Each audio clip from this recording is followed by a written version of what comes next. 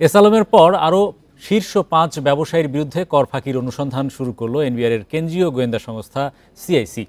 Orion, Bashundhara, Summit, Nassa ও বেক্সিমকো গ্রুপের মালিক ও পরিবারের সদস্যদের লেনদেনের তথ্য চেয়ে ব্যাংক ও আর্থিক প্রতিষ্ঠানে চিঠি দিয়েছে সংস্থাটি। সার্কেল অফিসগুলো থেকে আনা হচ্ছে তাদের ও কোম্পানির আয়কর নথিও। শেখ হাসিনার পতনের পর তার সরকার ঘনিষ্ঠ প্রভাবশালী রাজনীতিক ও ব্যবসায়ীদের বিরুদ্ধে আর্থিক অনিয়মের অভিযোগ তদন্ত শুরু করেছে বিএফআইউ সহ গোয়েন্দা সংস্থাগুলো। চট্টগ্রামের আলোচিত ব্যবসায়ী এস আলম, রাজনীতিবিদ শেখ সেলিমের পরিবারের সদস্যদের কর ফাঁকি অনুসন্ধান শুরু করেছে এনবিআরের কর অঞ্চল 15।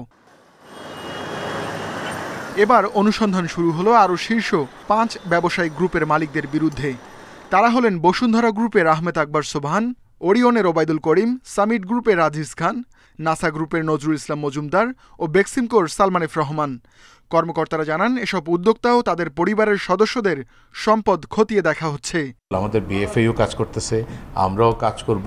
আমরা তো এই জায়গায় কোনো অবস্থাতে বসে থাকবো না। ডেফিনেটলি এটা তো আমরা খুবই স্ট্রংলি দেখব। এটা ডেফিনেটলি আমরা স্ট্রংলি কাজ করব।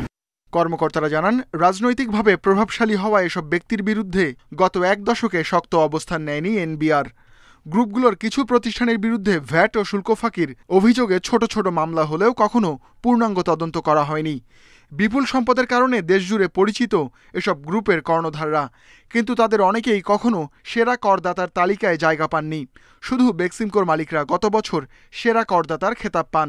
যাদের বিরুদ্ধে ব্যবস্থা গ্রহণ করতে হবে সেখানেও আমার মনে হয় যে একটা অগ্রাধিকার ঠিক করে যাতে হ্যারাসমেন্ট না হয়, বাট আবার যাদেরকে এই যারা ট্যাক্স দেন নাই, অ্যাভয়েড করেছেন, এবং বিশেষত যেহেতু আমাদের রাজস্ব জিডিপি বৃদ্ধি না করলে আমরা ঋণ ফাঁদের মধ্যে পড়ে যাওয়ার একটা আশঙ্কা আছে, সেহেতু এখানে অনেক জোর দিতে হবে।